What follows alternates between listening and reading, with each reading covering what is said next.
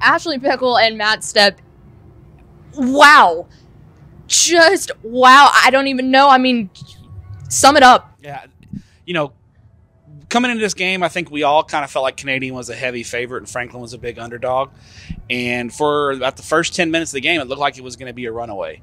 Canadian comes out, hits Franklin with a couple of haymakers, goes up 14-0, and we're thinking, oh man, this game's going to get ugly. And Franklin, right there at the beginning of the second quarter, scores that long touchdown pass. And from then on, it was game on. It was just a heavyweight slugfest between two really good football teams. I think Franklin showed a lot in this game. That they were an elite program, and that anyone who questioned them and how good they were, and people thinking the state championship game was played last week between Canadian and Gunner, I think got another thing coming, including myself and most of the folks who picked this game.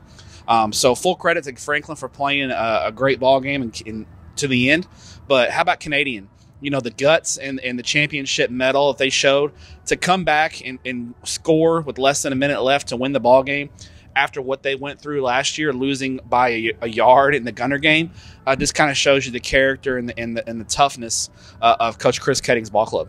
So yes, Canadian gets the win 35-34, but we've got to go back to Franklin for a second here and talk about, they have some dudes on their team. Specifically, Josh Spiller had an unbelievable game, not to mention in a slot T offense as a running back. He's the one that dropped the dime with just over a minute left to put them up in the game. Yeah, Spiller was great. He runs tough. He's got a lot of versatility. He was making plays on defense as well. I thought Malcolm Murphy and Bryson Washington were outstanding as well. Marcus Wade, kind of orchestrating the slot T offense, was able to make throws when he needed to make throws. Franklin's got a lot of playmakers. That's a dynamic team over there, and they gave Canadian a lot of trouble.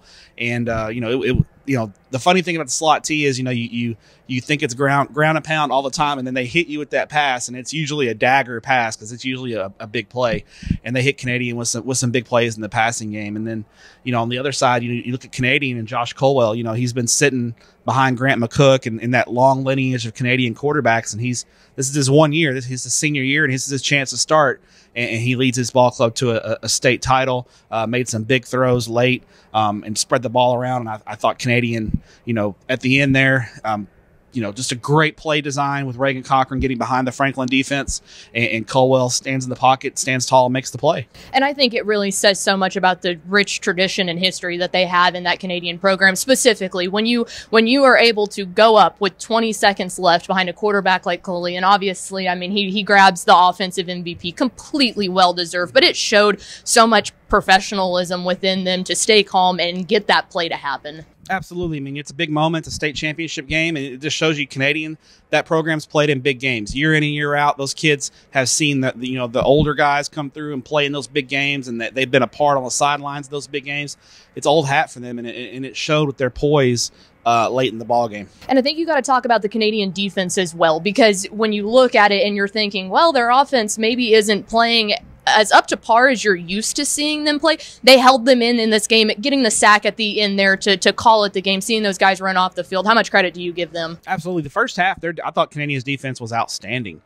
They were really flying around and swarming. I thought Franklin warmed down in the second half, but again, lots of grit and toughness there from the Wildcats. And that when they needed their defense to step up at the end of the game, they don't even let Wade throw the ball up, because you take a chance there with guys like Bryson Washington and Malcolm Murphy going up and getting the ball in the end zone. They didn't even let Wade get a throw off. They sacked him and made a play. So they bowed up that right at the end and made the play to get their squad a state championship. And I think with Franklin, it's easy to look at a loss like this and you were so close and to hang your head. But I think we have to give complete credit to what they did, being I would say under the radar sleeper all season coming up. Yeah, we thought Franklin was a good team, but we weren't really sure how good. And I think they were a little overlooked this year in a lot of ways in Region 4.